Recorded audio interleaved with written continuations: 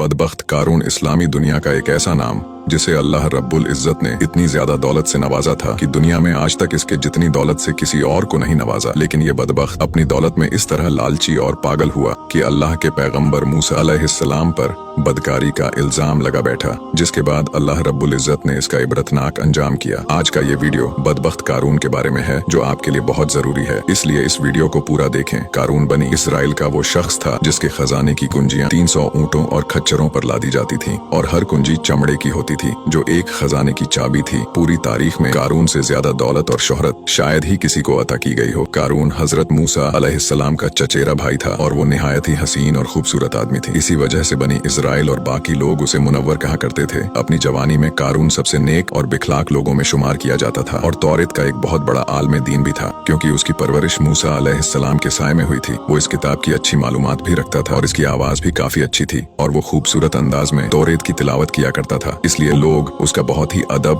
और एहतराम किया करते थे। कारून हजरत मूसा अलैहिस्सलाम पर ईमान ले आया था और जब बनी इसराइल को तिब्दियों की गुलामी से आजादी मिली तो वो भी अपनी पूरी कौम के साथ मिस्र को छोड़कर सरजमीन मऊद चला गया। वहाँ उसकी किस्मत अचानक से बदल गई और उसके पास बेशुमार दौलत आई और देखते ही देखते वो अपनी कौम का सबसे अमीर शख्स बन गया। दौलत मिलने के बाद मानो उसका मिजाज भी एकदम से बदल गया और वो अपनी दौलत पर इतराने लगा। जब जकात का हुक्म नाजिल हुआ और हजरत मूसा अलैहिस्सलाम ने उससे अहद लिया तो उसने ये वादा किया था कि अपने माल का 1000वां हिस्सा जकात निकालेगा। जब उसने अपने माल का हिसाब लगाया तो एक बहुत बड़ी रकम जकात की निकली और इसके बाद उसके दिल में लालच पैदा हो गई और वो जकात का मुनकिर हो गया। इससे बचने के लिए उसने एक गंदी चाल चली और जो भी लोग उसके हिमायती थे उनको जमा किया और कहा कि ऐ बनी इसराइल, मूसा ने हमें बहुत सारे उमूर का हुक्म दिया जिस पर तुम सभी लोगों ने उसकी पैरवी की। अब वो तुमसे तुम्हारा माल भी लेना चाहता है। एक ऐसी औरत को लेकर आओ जिसे कुछ पैसे देकर मूसा को बदकार साबित किया जा सके। इसके बाद कारून ने अपनी कौम के लोगों को जमा किया और हजरत मूसा अलैहिस्सलाम से पूछा कि जिना की क्या सजा है। तो हजरत मूसा अलैहिस्सलाम ने फरमाया कि जिसने जिना किया, हालांकि उसकी बीवी भी हो, तो उसे शर्मसार किया जाए यहाँ तक कि वो मर जाए। कारून ने कहा कि अगर ये काम आपने अंजाम दिया हो